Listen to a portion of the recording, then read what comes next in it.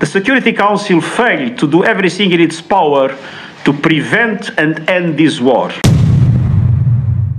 চলতি বছরেই ভেঙে পড়তে পারে জাতিসংঘের বিশ্ব ব্যবস্থা। এটা কোনো সাধারণ বক্তার কথা নয়। এই কথাটি বলেছেন ব্রাজিলের প্রেসিডেন্ট লুইস ইনাসিও লুলা ডা সিলভা। এই কথাটা শুধু একটি মন্তব্য নয়, এটা হলো এক অন্তর্জালাপূর্ণ বাস্তবতার ঘোষণা। পৃথিবীর সবচেয়ে বড় আন্তর্জাতিক সংস্থা অর্থাৎ মানবাধিকার সংস্থা জাতিসংঘ আজ নিজের অস্তিত্বের সংকটে। কেন বললেন তিনি এই কথা? কেন জাতিসংঘ ব্যর্থ? কি এমন ঘটেছে? চলুন আজ জানি, বিশ্লেষণ করার চেষ্টা করি এবং বোঝার চেষ্টা করি জাতিসংঘের ব্যর্থতার পেছনের সত্য গল্প। আসসালামু আলাইকুম, আমি লিখন, ঢাকা বিশ্ববিদ্যালয়ের একজন শিক্ষার্থী। চলুন আজকের এই ইন্টারেস্টিং পর্বটি শুরু করা যাক। শুরুতেই জেনে নেই জাতিসংঘ প্রতিষ্ঠার উদ্দেশ্য ও বাস্তবতা। জাতিসংঘ গঠিত হয়েছিল 1945 সালে, দ্বিতীয় বিশ্বযুদ্ধের পর। And it is now my duty, my honor and my privilege in the chair to call for a vote on the approval of the Charter of the United Nations. লক্ষ্য ছিল বিশ্ব শান্তি রক্ষা, মানবাধিকারের নিশ্চয়তা, দারিদ্র্য হ্রাস, নিরাপত্তা ও আন্তর্জাতিক আইনের প্রয়োগ। কিন্তু 2024 সালে এসে আমরা দেখি মানবাধিকার লঙ্ঘিত হচ্ছে, বিশ্বে শুধু যুদ্ধ আর যুদ্ধ, আর জাতিসংঘ দাঁড়িয়ে আছে মুখ বধির ও নিষ্ক্রিয় এক দর্শকের ন্যায়। ফিলিস্তিনে দশকের পর দশক ধরে ইসরায়েল দখল করে নিচ্ছে জমি, বোমা বর্ষণ করছে শিশুদের উপর, হাসপাতাল স্কুল ধ্বংস করছে।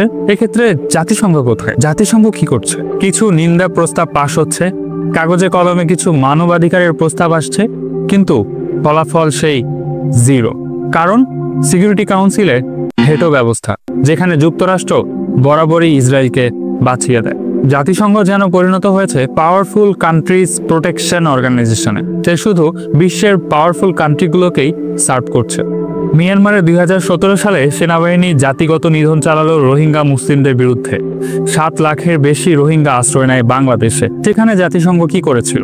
রিপোর্ট তৈরি, বিবৃতি দেয়া আর মানবাধিকারের নামে কিছু ফুটেজ নেওয়া ছাড়া আর কি করেছে জাতিসংঘ? জাতিসংঘ কি সেখানে মায়ানমারকে কোনো ধরনের চাপ দিতে পেরেছিল? পারেন। এখন পর্যন্ত রোহিঙ্গাদের ফিরিয়ে নেওয়া হয়নি, বিচার হয়নি কোনো অপরাধীর। জাতিসংঘ মুখে বলে নেভার অ্যাগেইন, কিন্তু বাস্তবতা ঠিক উল্টো। এটা হয়ে যাচ্ছে অলওয়েজ অ্যান্ড অ্যাগেইন। রাশিয়া ইউক্রেনে আক্রমণ চালালো 2022 সালের ফেব্রুয়ারিতে। হাজার হাজার মানুষ নিহত, শহর ধ্বংস, ইউরোপে শরণার্থী স্রোত। এখানে জাতিসংঘ কি করেছে? এখানে জাতিসংঘ কিছু রিপোর্ট তৈরি করেছে, মানবাধিকার সহায়তা পাঠিয়েছে, জাতিসংঘ নিরাপত্তা পরিষদের প্রস্তাব তুলেছে, কিন্তু রাশিয়ার নিজস্ব ভেটো পাওয়ার থাকায় জাতিসংঘ তার কিছুই করতে পারে। বিশ্বের সামনে এখন এটি স্পষ্ট হয়ে গেছে, জাতিসংঘ কোনো যুদ্ধ থামাতে পারে না, শুধু পারে বিবৃতি দিতে। ইয়েমেনে সৌদি নেতৃত্বাধীন যুদ্ধ, সিরিয়ায় নাগরিক যুদ্ধের লাখ লাখ মৃত্যু, ইরাকে মার্কিন আগ্রাসনের ধ্বংস, এত সব কিছুর পরেও জাতিসংঘ কোনো বড় শক্তিকে কিন্তু থামাতে পারেনি।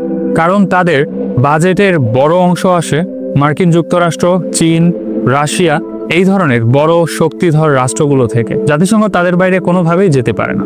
তারা তেল, অস্ত্র আর রাজনীতিরই হিসাব করে। এক কথায় জাতিসংঘ এখন এক মেরুদণ্ডহীন আমলাতান্ত্রিক দানবে রূপান্তরিত হয়েছে।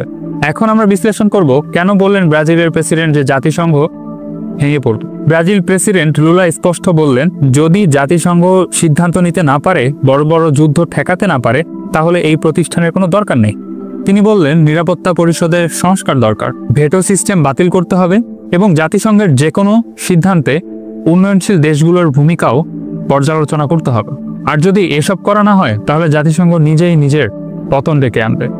এবার আসি, জাতিসংঘ যদি ভেঙে যায়, জাতিসংঘের যদি পতন হয়, তাহলে বিশ্ব ব্যবস্থা কি ধরনের ঝুঁকির মুখে পড়বে?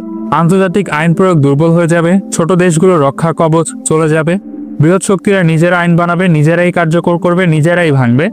বিশ্বজুড়ে যুদ্ধ, সাইবার হুমকি, শরণার্থী সমস্যা, এগুলো বাড়তেই থাকবে। অর্থাৎ যে বিশ্ব ব্যবস্থা দ্বিতীয় বিশ্বযুদ্ধের ভয়াবহতা থেকে বাঁচতে তৈরি করা হয়েছিল, সেটা ধ্বংসের পরে তৃতীয় বিশ্বযুদ্ধ ঘটার সম্ভাবনা ত্বরান্বিত হবে। আজকের এই বিশ্ব এক নতুন বাঁকে দাঁড়িয়ে। পুরনো জাতিসংঘ যদি টিকতে চায়, যদি টিকে যেতে চায় এই বিশ্ব ব্যবস্থায়, তাহলে তাকে অবশ্যই নিজের সাংগঠনিক কিছু পরিবর্তন আনতে হবে। জাতিসংঘকে হতে হবে কার্যকর, নিরপেক্ষ, ভোটবিহীন এবং যে কোনো দেশের কাছে সমানভাবে উপযোগী। নইলে সামনের সময় হবে নতুন উদীয়মান শক্তিগুলোর বিশ্ব ব্যবস্থা। আপনি কি মনে করেন জাতিসংঘের দিন ফুরিয়ে আসছে? জাতিসংঘ ভবিষ্যতে কোনো ধরনের ক্রোমদল যুদ্ধ থামাতে পারবে না? আপনার মতামত কমেন্ট বক্সে জানান।